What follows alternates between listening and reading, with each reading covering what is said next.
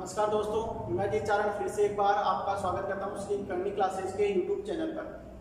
हम पढ़ रहे थे राजनीति विज्ञान और राजनीति विज्ञान में हम सैद्धांतिक विकास को पढ़ रहे हैं। और सैद्धांतिक विकास में अपन ने ईस्ट इंडिया कंपनी की शुरुआत पढ़ ली, उसका आगमन पढ़ लिया, उसके कुछ व्यापारिक केंद्र पढ़ लिए। उसमें अपन ने 1763 का रेगुलेटिंग एक्ट पढ़ लिया, 1784 का ईस्ट इंडिया एक्ट पढ़ लिया।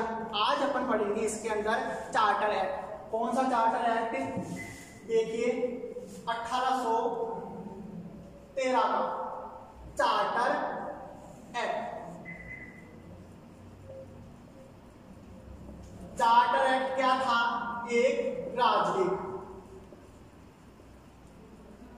क्योंकि ये सब अपने पहले भी आ चुका है। शुरुआत में जब ईस्ट इंडिया कंपनी की शुरुआत हुई थी 1600 के अंदर, उस समय आगमन मैंने आपको बताया था। चार्टर एक्ट का मतलब क्या है? राजलेख। मतलब एक सम्राट का, ब्रिटिश सम्राट का जो आदेश था उसको हम राजलेख के नाम से, चार्टर एक्ट के नाम से जानते हैं। अब इस चार्टर एक्ट में कुछ प्रावधान किए गए थे, उन प्रावधानों के ऊपर अपन जिक्र करेंगे। ज्यादा बड़ा एक्ट नहीं है, छोटा सा एक्ट है और इससे क्वेश्चन जो है वो काफी बनते हैं। तो अपन इसके बारे में जो मुख्य मुख्य बातें हैं उनके ऊपर जिक्र करेंगे और उन्हीं के साथ में अपन नेक्स्ट एक्ट को पढ़ेंगे। देखिए इसमें क्या था? भारत के साथ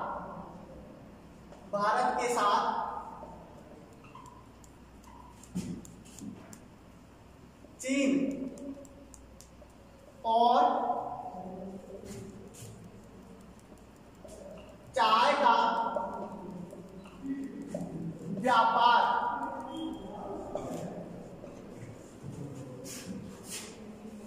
को छोड़कर, शब्द यूज किया है मैंने, को छोड़कर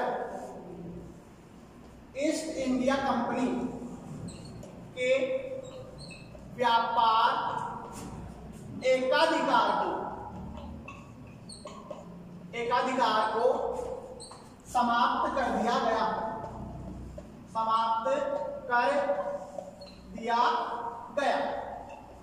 समझे इस लाइन को अच्छे से? क्या है कि सब भारत के साथ एक तो चाइना का व्यापार था और एक चाय का व्यापार था।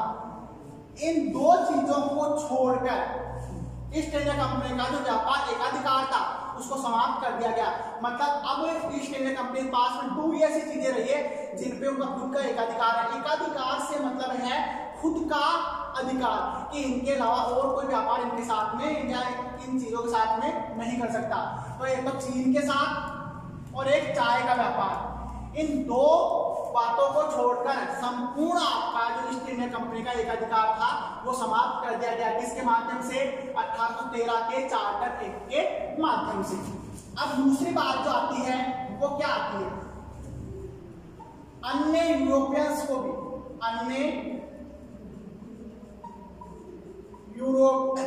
को भी व्यापार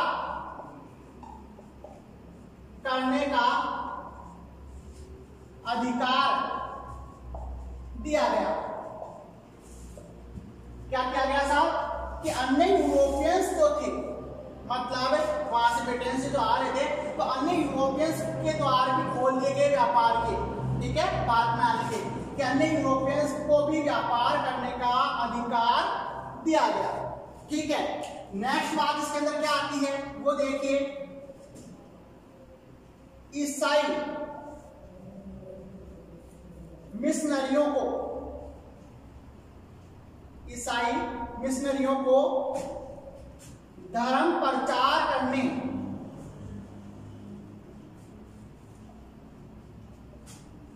व व्यापार करने का अधिकार दिया गया। समझिए इस लाइन को कि ईसाई मिशनरी जो थे उनको भारत में प्रवेश दिया गया। किसके लिए? धर्म प्रचार करने के लिए व व्यापार करने की छूट भी इनको साथ में दी गई, जो पहले सिर्फ और सिर्फ किसके पास थी? ईस्ट इंडिया कंपनी के पास ही थी। समझ में आ रही लाइन से? जगह वापस रिपीट कर रहा हूं। चीन और चाइना के व्यापार को छोड़कर तो सब एकाधिकार समाप्त कर दिए गए। किसके? ईस्ट इंडिया कंपनी के। अन्य यूरोपियंस थे उनको भी व्यापार करने का अधिकार दे दिया गया। किसके माध्यम से? चार्टर एक्ट के माध्यम से। ईसाई मिशनरियों को धर्म प्रचार करने और व्यापार करने का अधिकार भी किसके द्वारा दिया गया? 1813 के चार्टर एक्ट के द्वारा। और साथ ही क्या व्यवस्था की गई वो भी देखिए। कंपनी सालाना 1 लाख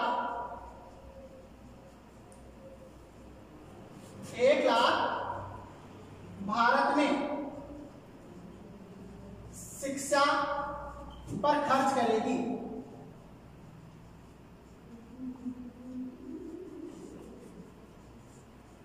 शिक्षा पर खर्च करेगी, साथ ही 20,000 सैनिक भी रखेगी, वो भी अपने खुद के खर्चे पर, खुद के खर्चे पर। ठीक है, बहुत अच्छी लाइन है, अच्छे समझना। कंपनी सालाना 1 लाख भारत में शिक्षा पर खर्च करेगी। क्वेश्चन बन सकता है कि कौन से चार्टर एक्ट के माध्यम से ये प्रावधान किया गया था कि कंपनी 1 लाख रुपए भारत में सालाना शिक्षा के ऊपर व्यय करेगी। दूसरा पॉइंट इसके अंदर मुख्य है, 20,000 सैनिक भी कंपनी हमेशा अपने पास रखेगी और वो भी खुद के स्वयं के खर्चे पर।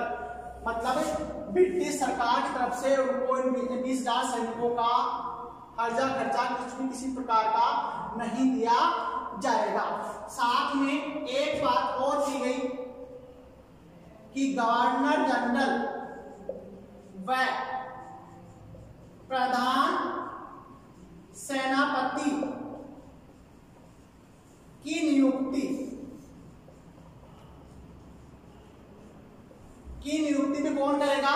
सम्राट ही आगे से करेगा। तो ये था आपका 1813 का चार्टर एक्ट, जिसके अंदर क्या क्या प्रावधान किए गए। एक तो साथ पहली बात तो चीन और चाइना के व्यापार को चीन और चाय के साथ के व्यापार को छोड़कर सारा एक अधिकार समाप्त कर दिया गया। अन्य यूरोपियंस जो थे उनके लिए भी भारतीय व्यापार के द्वार खोल दिए गए। तीसरी बात, ईसाई मिशनरीज को यहाँ पर प्रवेश दिया गया, इसके लिए धर्म प्रचार करने के लिए और व्यापार करने के लिए।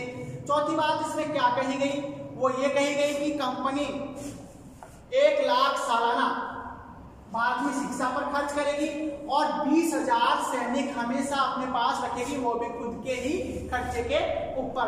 और लास्ट बात इसमें बताई गई कि गवर्नर जनरल और प्रधान सेनापति की नियुक्ति भी अब से कौन करेगा? आपका सम्राट ही करेगा। तो यह अपना 1813 का चार्टर एक्ट था। अब इसी से जुड़ता हुआ जो अपना एक्ट है उसको भी अपन साथ ही कर लेते हैं कि नेक्स्ट अपना एक्ट है वो कौन सा आएगा।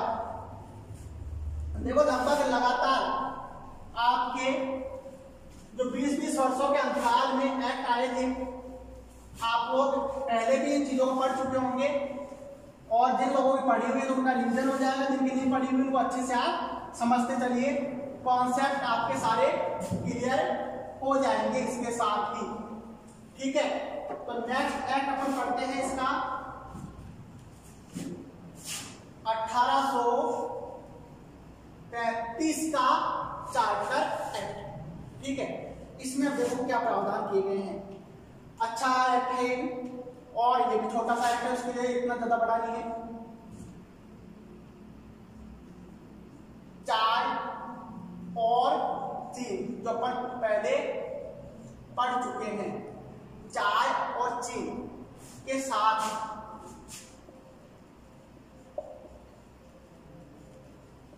जो व्यापार अधिकार था, व्यापार एकाधिकार से अपन कह सकते हैं, एकाधिकार था, उसको क्या कर दिया गया? समाप्त कर दिया गया। अच्छे समझना इस बात को, पहली लाइन बहुत अच्छी लाइन है। चाय और चीन के साथ जो व्यापार था भारत का और ईस्ट इंडिया कंपनी का, उसके ऊपर एकाधिकार था जो 1833 के अंदर एकाधिकार उसका दिया हुआ था, बाकी सबको छोड़कर दिया हुआ था। तो ये भी अब क्या कर दिया गया? समाप्त कर दिया गया। पहली बात इसकी इस एक्ट की। दूसरी बात हम देखते हैं इस एक्ट की क्या थी। कंपनी का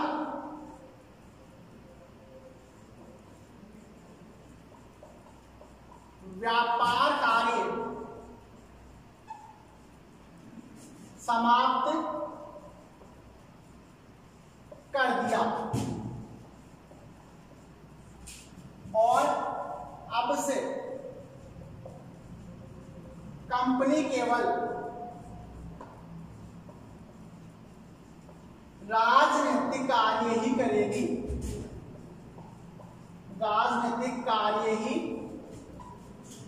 करेगी। समझ ही लाइन को अच्छे से। कंपनी का व्यापार का जो कार्य था समाप्त कर दिया गया, तो मतलब अब कंपनी आगे से व्यापार कार्य नहीं करेगी।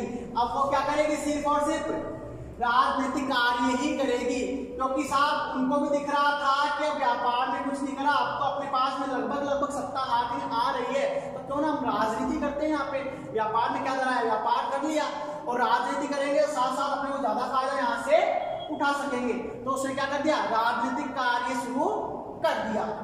नेक्स्ट बात एक्ट क्या आती है वो देखिए। बंगाल का जो गवर्नर जनरल था उसको क्या किया गया साहब? भारत का गवर्नर जनरल बना दिया गया। अच्छे समझ में इस कॉन्सेप्ट को कि बंगाल का जो गवर्नर जनरल था उसको अब क्या कर दिया गया? भारत का गवर्नर जनरल बना दिया गया। तो अपन बात कर रहे थे इसकी, आगे देखो। अब इसके अंदर क्या प्रावधान कि बंगाल का जो गवर्नर जनरल बनाया तो उसको भारत का गवर्नर जनरल तो अपन ने बना ही दिया। अब इसके साथ में एक जो प्रावधान था वो क्या था वो देखो। इसके अंदर जो आपकी 4 सदस्यीय परिषद थी, 4 सदस्यीय परिषद थी, इसमें एक विधि सदस्य का प्रावधान किया गया।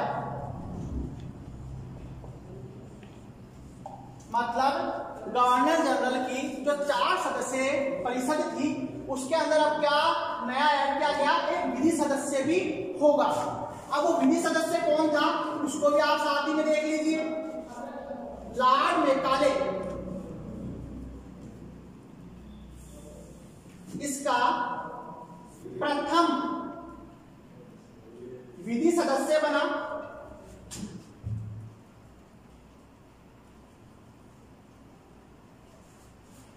और इस लॉर्ड मेकाले की अध्यक्षता में ही एक आपके विधि आयोग की स्थापना हुई। स्थापना कब हुई? 1834 में। 1833 में एक्ट आया और विधि आयोग की स्थापना हुई 1834 में। अब सुनिए, ये विधि आयोग जो था इसका कार्य क्या था? विधि आयोग मतलब क्यों बनाया गया? लॉर्ड मेकाले की अध्यक्षता में जो विधि आयोग की स्थापना की गई, इसका उद्देश्य क्या था? ठीक है, तो विधि आयोग में जो लॉर्ड मेकाले थे ये क्या करता था? ब्रिटिश सरकार से एक प्रकार से जो नियम भारत के लिए आते थे, जो कानून आ रहे थे, उनको जारी करना और उनको लिपिबद्ध करना। मतलब लिपिबद्ध करना मतलब जो कानून वगैरह नियम वगैरह जो ब्रिटिश सरकार से आ रहे थे उन कानूनों को लिपिबद्ध करने का काम था विधि आयोग का, जो लॉर्ड मेकाले की अध्यक्षता में शुरू किया गया था। अब इसके आगे की बातें करते हैं। इस एक्ट में और क्या प्रावधान किए गए थे वो देखिए। जैसा कि अपन ने एक तो ये पहला जो पढ़ लिया कि चाय और चीन के साथ जो व्यापार था उसको समाप्त कर दिया गया। इस एक्ट के माध्यम से क्या किया गया साहब कि आपका जो व्यापार करने का अधिकार था उसको समाप्त करके अब से कंपनियां क्या नियम कर दिया गया कि सिर्फ और सिर्फ ये राजनीतिक कार्य ही करेगी, व्यापारिक कार्य आज से नहीं करेगी। तीसरी बात अपन ने क्या पढ़ी इसके अंदर कि जो बंगाल का गवर्नर जनरल था उसको बदलकर अब क्या कर दिया गया?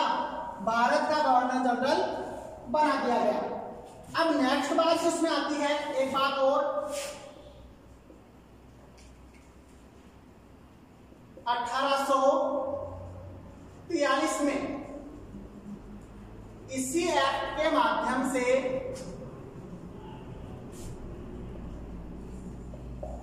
क्या किया गया, दास प्रथा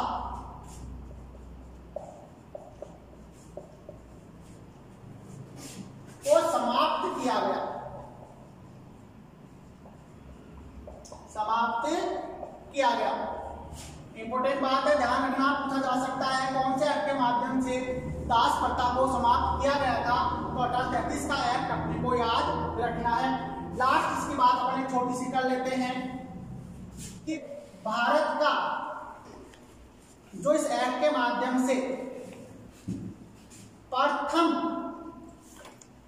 गवर्नर जनरल था वो कौन था, लॉर्ड विलियम बेंटिक।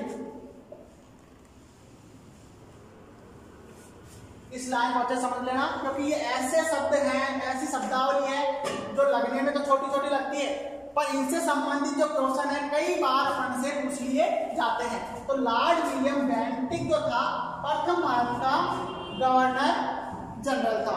ठीक है, तो दोस्तों ये हुई अपने 1833 के चार्टर एक्ट की प्रमुख बातें जो अपन ने किया है।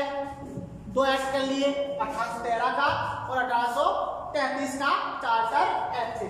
आगे अपने जो वीडियो अपना आएगा या अपनी क्लास आएगी उसमें अपन 1853 का चार्टर एक्ट और उसके बाद में 1858 का जो भारत शासन अधिनियम आएगा, बहुत ही इंपॉर्टेंट भारत शासन अधिनियम 1858 का, उसके ऊपर अपन जिक्र करेंगे। आज के लिए क्लास में अपना इतना ही, धन्यवाद।